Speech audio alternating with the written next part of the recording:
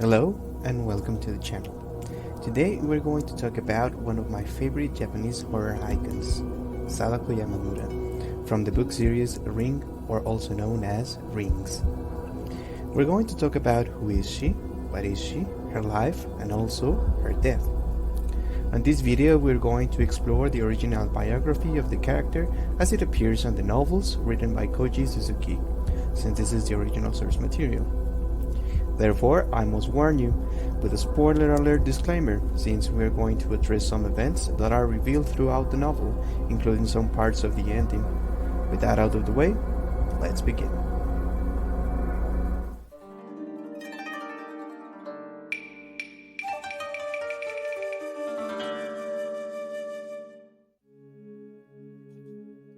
Sadako Yamamura was a child born in 1947.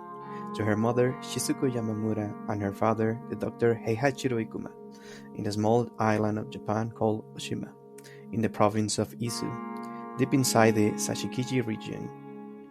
Her mother was a famous clairvoyant, being able to predict catastrophic events, one of them being the eruption of Mount Mihara, and having visions of the future coming to her without any warning or desire. She was also able to know the patterns and images of a paper or a figure without actually seeing them. Her father was a doctor, renowned for his medical practices, but also revered by his knowledge of the occult and works of the parapsychological fields. Her parents met each other in Tokyo after her mother contracted a mysterious disease, causing her to have extremely painful headaches, forcing her to visit a clinic where Heihachiro Ikuma was working. Heihachiro was already married when he met Shizuko. However, after they worked together investigating the parapsychological origins of her powers, they began falling in love, thus having a child. Shizuko decided to run away from Tokyo to keep her pregnancy a secret. In that way, she would protect Dr. Ikuma's reputation. However, she decided to return to Tokyo sometime later, leaving her new baby Sadako under the care of her grandmother. It appears that Sadako was very close to her mother and father, maintaining communication by telephone calls frequently. Heihachiro and Shizuko decided to continue working on the research of the parapsychological powers that Shizuko had. However, the media began to grow suspicious of the veracity of the claims of these two and threatened to call Heihachiro a fraud. This infuriated Heihachiro, and in order to destroy these claims, he decided to arrange a meeting with the press, news, and local scientists to prove Shizuko's power in front of everyone in the world. However, this was done without Shizuko's consent. When Shizuko was forced to prove her powers to the world, she began feeling sick, and without the necessary amount of energy and conviction, she had a very difficult time manifesting her powers, causing the audience to grow more and more impatient, until they began to shout, calling her a fraud and a liar. This caused Shizuko to have a panic attack. The media determined that Shizuko and Heihachiro's claims were false and a scam, destroying Heihachiro's reputation as an investigator, a scientist, and a doctor. Both of them took the consequences of these events pretty hard. Heihachiro went deep into the mountains to meditate under a waterfall in order to obtain parapsychological powers himself, but he only ended up contracting tuberculosis on the process. Shizuko decided to return to Oshima Island to her daughter and family. However, she was in an extreme state of depression, which made her decide to end her life throwing herself into a volcano in Mount Mihara, leaving Sadako orphaned, alone, and extremely sad. Like her mother, Sadako was a powerful psychic. However, where Shizuko could only burn images into paper, Sadako could also project images into electronic media such as TV and into the mind of another person. Sadako remained her infancy with the family of Shizuko as their caretakers, having the dream to become an actress and move to Tokyo. Eventually, after she finished high school, she decided to move to Tokyo, and at the age of 19, Sadako joined a Tokyo-based acting troupe.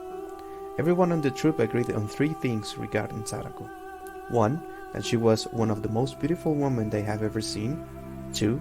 That she was very talented but extremely introverted. And 3. That she was creepy, almost scary. She was constantly harassed by the director of the troupe to the point where he ended up trying to get physical with her in her own apartment without her consent. After that event, the director seemed pale and wasn't talking with anyone, only to die soon after due to a sudden heart attack. One of the employees catch her looking to a TV projecting images from her mind into the device. Eventually, she learned that her father was staying at a specialized tuberculosis medical facility in Izu. At the time, tuberculosis was impossible to cure, making it a deadly disease. Therefore, Sadako knew that she was visiting her dying father. She would visit him frequently. It is said that Sadako already knew when and how her father will die, so every time she visited, she would only stay a few minutes with him and a few hours outside the facility watching the sunset. One of the lead doctors of the sanatorium, Jotaro Nagao, noticed Sadako watching the sunset and decided to approach her in order to comfort her. It was at that moment that he noticed the extreme beauty of Sadako, leaving him speechless and waking a dark desire inside of him. It is said that Jotaro Nagao contracted the smallpox virus just when the cure of that virus was discovered, making him the last carrier of that virus. Dr. Nagao never knew what came to him at that time. He wasn't sure if it was a side effect of the smallpox virus or the forces of something he couldn't understand, but his desire for Sadako was overwhelming, so much so that he decided to lead Sadako into a nearby forest and take advantage of her. Sadako fought for her life, screamed and cried. She managed to bite Nagao so deep into his shoulder that she managed to rip some flesh, leaving the bone exposed. It was at that moment when Dr. Nagao, after he finished, discovered Sadako's deep secret. She had both female and male genitals, making her an hermaphrodite. Nagao, being a doctor, recognized the genetic disorder that caused Sadako's body to be that way, known as testicular feminization. It is a phenomenon that happens when biological male genetics cannot develop correctly, while the female genetics develop faster than the male ones, making the subject to have a female body and both female and male genitals, normally having a full developed vagina but without the presence of a uterus. However, due to genetic information of the DNA, the subject is considered to be biologically male. This is an extremely rare condition, and people that suffer from it have to decide whether to live as a male or a female, having reconstructive and gender reassignment surgeries. The curious thing is that the subjects apparently are always considered beautiful. In the particular case of Sadako, she and her family recognize her as a female, having female genitals with small non-functional testicles on the side and without a male organ. The importance of her condition is rooted deeply inside the symbolism of what Sadako really represents. Sadako is therefore female and male at the same time, and, as Ryuji puts it, it is a complete and perfect being that needs nothing from the outside. After these devious acts performed by Dr. Nagao, he began to feel guilty after he notices Sadako, with her dress still up, watching him with hate, projecting the words, "I will kill you," directly on Nagao's mind.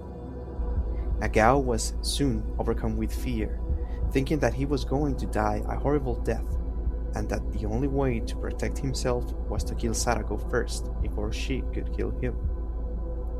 He lunged at Sadako, choking her.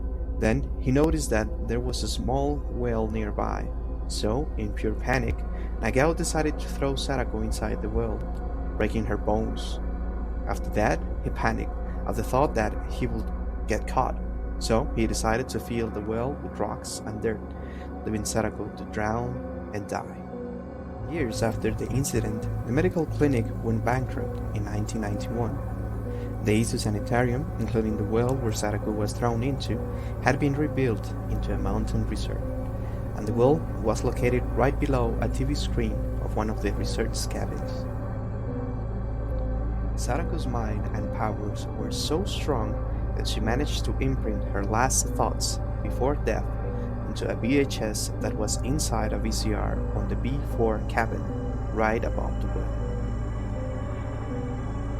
It is said that Sadako wanted to become a mother eventually, and this was the birth of her first child, the VHS, the cursed video.